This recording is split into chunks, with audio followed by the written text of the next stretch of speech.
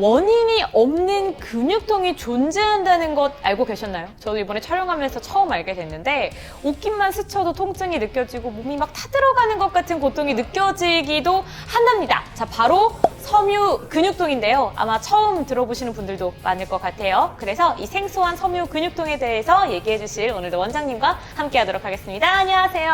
네, 안녕하세요. 신사동 세연마취통신의학과 의원 최봉춘 원장입니다. 원장님, 저는 이 섬유 근육통이라는 단어 자체를 사실 아예 처음 들어보거든요. 어떤 질환이고 어떤 증상이 있나요? 네, 섬유 근육통은 말 그대로 근육통인데 근육통이 여러 군데 있으면서 굉장히 통증을 전신 증상을 나타나는 걸 얘기합니다. 네.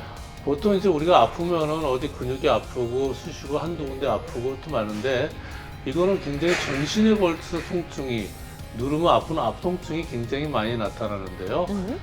중요한 것은 보통 근육통은 보통 며칠 치료하거나 지나고는 또 우리가 마사지 받거나 뭐 쉬면은 없어지는데 네. 이 섬유 근육통은 통증이 계속 있어요.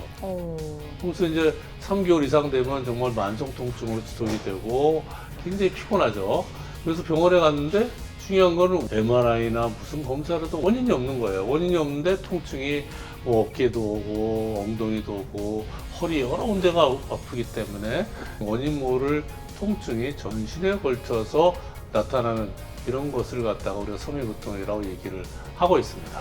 자, 그러면 이 섬유 근육통, 과연 어떤 증상이 나타나야 이 섬유 근육통인지 저희가 의심해 볼 수 있을까요?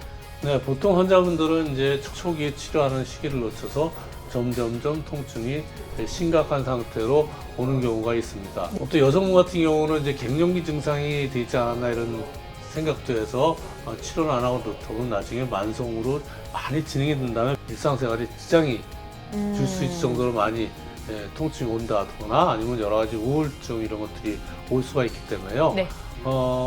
우리가 섬유 근육통을 진단할 수 있는 걸 잘 알고 있다면 이것을 빨리 조기에 치료를 할 수가 있습니다. 제가 체크리스트를 준비를 했습니다. 여러분들이 내가 들으면서 몇 개에 해당되는지 같이 체크해 보시면 좋을 것 같아요. 자, 첫 번째, 자고 일어나면 이 아침에 근육과 관절이 막 뻣뻣합니다. 자, 두 번째, 팔과 다리에 힘이 빠지고 감각이 둔해지는 증상이 있어요. 자, 세 번째, 쉽게 피로감을 느끼고 자고 일어나도 개운하지가 않습니다. 이건 저도 그런 것 같고요. 자, 네 번째, 밤에 쉽게 잠들지 못한다.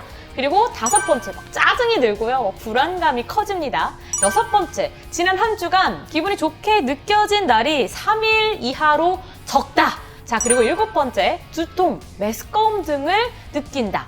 그리고 여덟 번째, 자, 통점 18개 중에 11개 이상에서 통증이 느껴진다. 이 8가지의 체크리스트 중에서 내가 4개 이상이 해당이 된다면 섬유 근육통을 좀 생각을 해보시면 좋을 것 같은데, 자, 마지막. 이 압통점이 뭐지? 라고 생각하실 것 같아요. 자, 압통점이 뭔가요, 선생님? 네, 그렇죠. 압통증이 뭐냐면요. 이렇게 눌러서 네. 여기 막 아프니까 이제 눌러볼 거 아니에요? 네. 이렇게 어깨도 누르고 이렇게 근데 눌렀을 때 굉장히 통증을 느끼는 부위가 바로 압통점이라고 그러는데요. 네. 저 그림을 지금 보시면요. 이제 어깨 부분에도 있고요. 등에도 있고 허리, 엉덩이 이쪽에도 압통점이 점이 찍혀져 있죠. 네. 이게 되게 많은 분들이 이제 목이나 어깨 쪽에 압통점이 여러 개 있고요. 이런 팔, 이런 엘보 통증 이렇게 오도 또 허리 쪽으로 통증이 여러 군데가 나타나게 되면서 엉덩이, 다리 쪽으로 통증이 오는데요.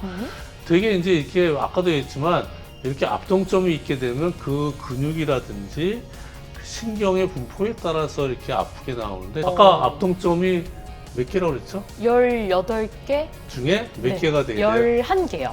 18개 중에 11군데면 여기도 아프고 여기도 아프고 그쵸, 막 다 아프네. 막 쑤시면서 아프니까 어떻게 느껴요? 전신이 아픈 거예요. 막 전신이 쑤시고 아프고 여기 눌러도 아프고 그러니까 우리 의사 선생님들이 보통 전문적인 이런 통증을 전문하지 않으신 분들은 무슨 꾀병 같고 왜 이렇게 아프냐 뭐 이렇게 아플 리가 없는데 근데 본인은 아프고 꾀병같이 보이고 이런 저는 처음에 보여요. 근데 보면 잘 얘기해 보면 이제 그런 압통증과 더불어 아까 여러 가지 체크리스트 중에 제일 중요한 게 뭐냐 이렇게 이게 만성 통증이 일어났을 때 나타나는 증상들입니다.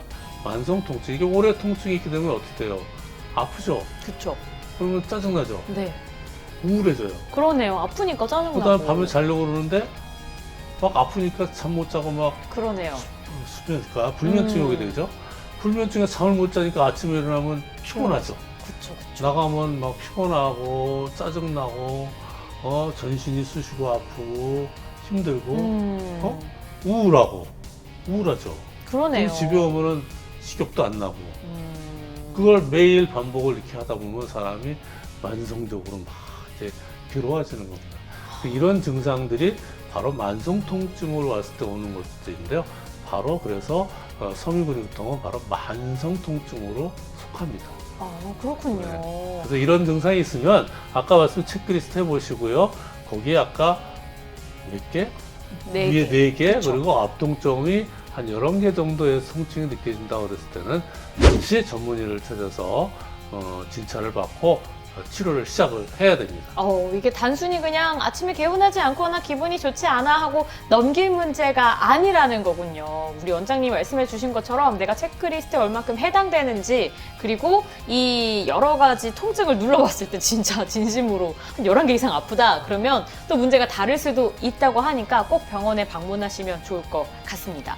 자, 근데 이 섬유 근육통은 또 유달리 뭐 성별을 타거나 아니면 뭐 나이대를 타거나 이런 것들도 좀 궁금한데 어떻게 되나요? 섬유근육통은요, 보통 남자보다는 여성 환자들한테 통증이 많습니다.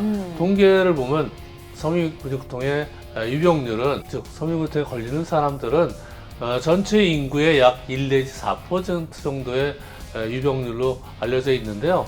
그 중에서 남성보다 여성의 발생 비율이 9배나 높다는 통계가 있습니다. 또 60세 이상에서 증가세가 아주 뚜렷하다고 합니다.